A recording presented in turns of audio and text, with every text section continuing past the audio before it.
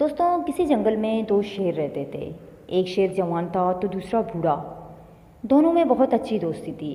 پھر ایک دن دونوں میں کچھ غلط فہمی ہو گئی، جس کی وجہ سے وہ دونوں ایک دوسرے کے دشمن ہو گئے۔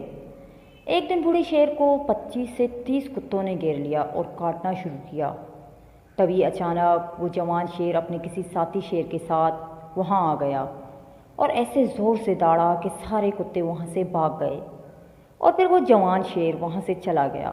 یہ سب دیکھ کر دوسرے شیر نے اس جوان شیر سے پوچھا کہ تم ایک دوسرے سے بات تک نہیں کرتے ہو تو پھر اسے بچایا کیوں؟